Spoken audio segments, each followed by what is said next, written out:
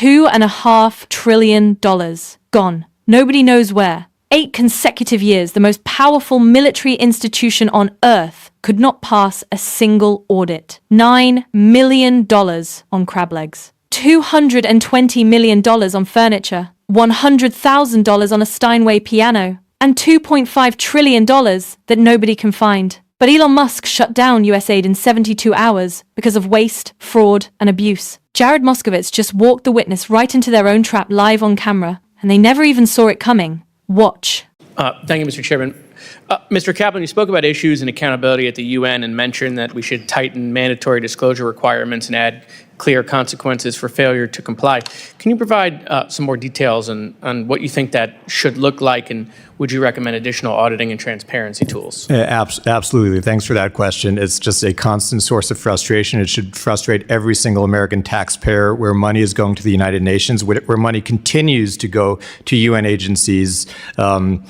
Again, they're a one bucket of recipient. You have UN agencies, NGOs, and contractors. When it comes to the UN, we have the least enforcement remedies available. We have the least access and the least transparency in that. So I think there's absolutely means to tighten up. In the 2024 Appropriations Act, there's a specific clause, Section 7048, if you're keeping score at home, that requires the Secretary of State to seek to implement in all agreements with the UN access for the USAID IG, State IG, and GAO. That is essential, and failure to comply with that should either result in not receiving an award or reward remedies for noncompliance. All right, well, I appreciate that, and I agree. I want to go with this logic for a second, that because there was waste, fraud, and abuse in USAID, we should get rid of it, right? Which, that was the argument. I assume you would agree that in a $7 trillion budget, we could probably find, in fact, we have found waste, fraud, and abuse in every department, right? That's why you have inspectors general to root it out. That's right. So there's waste, fraud, and abuse in the Pentagon, right? Correct. And there's waste, fraud, and abuse in DHS. Yes. In fact, we just saw the other day, $200 million, right, to be spent on advertising, right? That sounds like a waste to me. I mean, it was more money that was spent on the last Jurassic Park movie, or one of the Lord of the Rings movies, or one of the Harry Potter movies. I think the Barbie movie was less expensive. In fact, I think every movie except one that was nominated for an Oscar was less expensive than what Kristi Noem spent. To spend $200 million, Kristi Noem, and not get nominated by an Oscar, I think shows their liberal bias. So there's definitely waste, right? But no one's talking about getting rid of those places. No one's talking about, just because we're spending, $9 million on crab legs in the Pentagon, or $220 million on furniture in the Pentagon, or, $100,000 on a Steinway piano in the Pentagon. No one's talking about getting rid of the Pentagon just because there's waste, fraud, and abuse, right? That would be unreasonable, Mr. Kaplan. You agree? No one's talking about getting rid of those agencies. Right, of course, right? So it would be, and that's where the disconnect is here, is that somehow, because this agency, no different than all the other agencies, we could sit, HUD, Department of Agriculture, we could go through them, right? There's waste, fraud, and abuse, and we owe it to the American people, by the way, to eliminate that waste, fraud, and abuse. There's no excuse for that, okay? We owe it to them. But in the search of trying to eliminate waste, fraud, and abuse doesn't mean we should get rid of an entire agency. No, we should eliminate the waste, fraud, and abuse from those agencies, because all of these agencies still have important functions. Obviously, the Pentagon, we're not getting rid of the Pentagon, even though they haven't been able to pass an audit 8 years in a row. There's over $2.5 trillion, let me say that again, over $2.5 trillion missing in the Pentagon, like real money, okay? And no one's talking about getting rid of it. And so, that's the function of the problem I have. Look, in my own household budget, right? I can tell you my kids are definitely, there's tons of waste in my family budget based on what my kids like to spend, okay? There's definitely abuse going on. And based on the amount of boxes that show up at my house every day, my wife is definitely committing fraud, okay? But the point is, I'm not getting rid of these people, right? What am I gonna do? I'm gonna sit them down at the kitchen table, and I'm gonna say, we need to spend less, right? What are we spending on? We didn't have that conversation here with USAID. We never got to say, hey, look, these programs, delete them. These things, get rid of them, okay? Every other agency somehow is getting that benefit of the doubt, right? We're giving that benefit of the doubt to the Pentagon. I want to end with this. Now that these functions are going to move over to the State Department, All right, Mr. Kaplan, do you think the State Department has the resources, the personnel to do all of this oversight, the grant oversight, to the capacity to handle all of this without adding more personnel to the State Department? Let me begin with this, Congressman Moskowitz. I can assure you that the same vile predators that sought to steal from USAID or divert funds to terrorist organizations or sexually abuse minors like they did in the Ebola response will try to do the same thing at state. Yeah, and look, that's all terrible. We all support, clamping down on that and getting rid of it. My question is, do you think the State Department at this juncture needs additional resources now that they have all this additional responsibility? Contrary to media reports, foreign assistance programs are not dead, and there are billions and billions and billions of dollars now being spent and administered by not only State Department, my but time is up. I'm just trying to get an answer. So, okay, yes, I'm with you.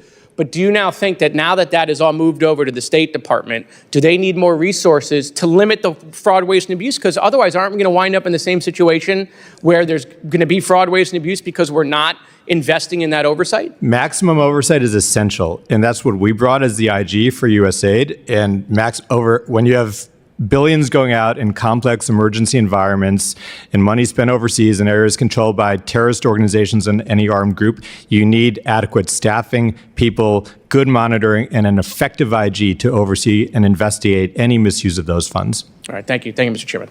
Let us go through exactly what just happened in that hearing room. Because Moskowitz did not make a speech. He did not deliver a monologue. He asked questions, simple yes or no questions. And he let the witness build the case against their own argument, one answer at a time. Is there waste, fraud, and abuse in the Pentagon? Yes. Is there waste, fraud, and abuse in DHS? Yes. Does finding waste, fraud, and abuse in an agency mean you should eliminate the entire agency? No. 3 answers, 3 yeses, and a no. And those 3 answers just demolished the entire justification for shutting down USAID overnight. Because if the logic is that waste, fraud, and abuse justifies elimination, the Pentagon should have been shut down 8 years ago. The agency that cannot account for $2.5 trillion, the agency that spent $9 million on crab legs, $220 million on furniture, $100,000 on a single piano, 8 consecutive failed audits, and not one word from DOJ, not one tweet, not one dramatic live stream from inside the Pentagon's accounting department. And Nome spent $200 million on a DHS advertising campaign, not on border security, not on personnel, not on technology, on advertising, a budget larger than the Barbie movie, larger than Jurassic World, larger than every single film nominated for an Oscar this year, $200 million in taxpayer money on ads. And nobody shut down DHS, nobody fired Nome, nobody proposed eliminating ICE, nobody from DOJ showed up at DHS headquarters with a camera and a clipboard demanding answers. But USAID, the agency that feeds starving children, prevents pandemics, responds to natural disasters, and builds the relationships that keep America from having to fight wars gone in 72 hours. Because Elon Musk watched a documentary. Now here is the part that makes this even more damaging. Moskowitz asked the witness directly, now that all of USAID's functions have moved to the State Department, does the State Department need additional resources to handle the oversight? Does it need more personnel to prevent the same waste, fraud, and abuse from happening again under a different name? The witness confirmed it. Maximum oversight is essential. Adequate staffing is needed. Good monitoring. An effective inspector general. Without those things, the same bad actors who stole from USAID will try to do the same thing at the State Department. So, the administration shut down the agency, moved the functions to a department that does not have the staff or resources to oversee them properly. And the witness just confirmed, under oath, that without proper investment in oversight, the fraud will continue just somewhere else, under a different letterhead, with fewer people watching. That is not eliminating waste, fraud, and abuse. That is relocating it. Here is what the full picture looks like. $2.5 trillion missing from the Pentagon. 8 failed audits, 0 DOJ action, $200 million spent by Nome on DHS advertising, 0 consequences. $9 billion in Somali welfare fraud that Republicans screamed about for months. Nobody proposed eliminating the relevant agencies. But USAID gone in 72 hours because of waste. The math does not add up. The logic does not hold. And the witness confirmed every single piece of it under oath, without realizing that every yes answer was another nail in the argument Moskowitz was dismantling in real time. Moskowitz said it himself.